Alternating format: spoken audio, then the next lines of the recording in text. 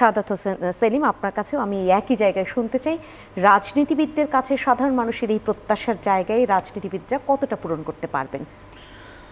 না দেখুন, এই যে আমাদের আলাপ আলোচনার মাধ্যমে গ্রহণ এবং বর্জনের বিষয়টা মঞ্জু ভাই চমৎকারভাবে ব্যাখ্যা করেছেন। রাষ্ট্রপতির ব্যাপারটা, রাষ্ট্রপতির প্রতি আমাদের ন্যূনতম সহানুভূতি নেই এবং আমরা মনে করি যে আপনার শেখ হাসিনার অন্যতম নিকৃষ্টতম কাজ হলো যে একটা সুপ্পুর মতো একটা লোককে আপনার রাষ্ট্রপতি তৈরি করা। এটা সারা জাতিকে অপমানিত করেছেন তিনি, এটা কেউ চিন্তাই করেন নাই। শেখ হাসিনা যে মানে আপনার আল্লাহ তালার পরে তার স্থান বাংলাদেশে, সেটা প্রমাণ করে দেওয়ার জন্য সে যে মানে কোন ফায়া কোন এই ধরনের একটা মানে তার মধ্যে চলে আসছে, তো ক্ষমতা দেখানোর দম্ভ। তো সে তারপরও আমরা রাষ্ট্রপতি সুপ্পুকে আমরা কয়েকটা প্রশ্নে মেনে নিয়েছি যে ধরেন সাংবিধানিক মানে সংকট সৃষ্টি হবে, তারপরে এই সরকার যে সুপ্পুর কাছে শপথ নিয়েছে সেটা বিতর্কিত হবে ইত্যাদি প্রশ্ন আমরা মেনে নিয়েছি। কিন্তু তারপরে ধরেন যদি সে মারা যায় সেটা অ্যাক্ট অফ গড, সেটা মানে অন্য ধরনের একটা চিন্তা হবে, অন্য ধরনের চিন্তা হবে, আমরা তখন সেটা তৎকালীন বা বিবেচনা করবো। এইভাবেই তো আমাদের মধ্যে ঐক্যমত্য প্রতিষ্ঠা হবে।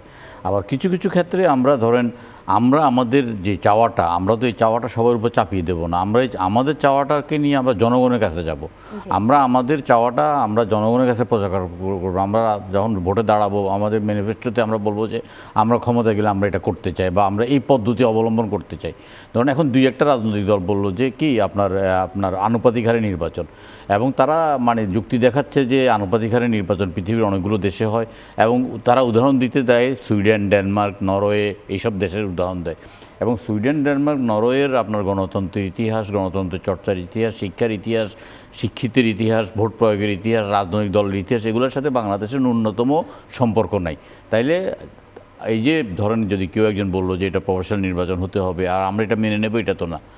উনি ওনার দলের এই বক্তব্য নিয়ে উনি জনগণের কাছে যাক, ওনাকে যদি কখনও রাষ্ট্রীয় ক্ষমতায় আসে তাহলে উনি প্রফেশনাল নির্বাচন করুক, আমাদের কোনো আপত্তি নেই।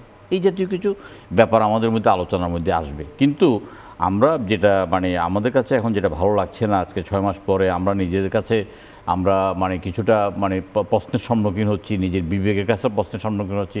শেখ হাসিনার 15 বছর তো আমরা দেখেছি একটা শাসনকে দুঃশাসনে পরিণত করতে, একটা মানুষের স্বপ্নকে দুঃস্বপ্নে পরিণত করতে, আপনার দেশটাকে একদম লুটে পুটে ধ্বংস করে দেওয়ার মধ্য দিয়ে আয়নাঘরের সৃষ্টি করা, ক্রসফায়ার সৃষ্টি করা, বিরোধী দলকে আপনার বিরোধী মতকে প্রতিহত করার জন্য হেন কোনো পন্থা অবলম্বন না যেটা তিনি করেন নাই।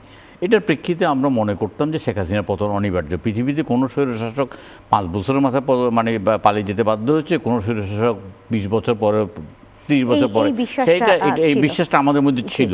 কিন্তু এখন এই সরকার যেটা আপনার আমরা ডক্টর ইউনূসের নেতৃত্বে যে সরকারটা, এই সরকারটা আর তার রুটিন ওয়ার্কগুলো ঠিকমতো করতে পারছেন না। এই করতে পারছেন না বলে মানুষের মধ্যে এক ধরনের ক্ষোভ বেদনার সৃষ্টি হচ্ছে, আমাদের মধ্যে ক্ষোভ বেদনার সৃষ্টি হচ্ছে। এবং আপনার পতিত স্বৈরাচারের বিভিন্ন আপনার সুবিধাভোগীরা বিভিন্ন কি পয়েন্টে তারা নিয়োগ পাচ্ছে,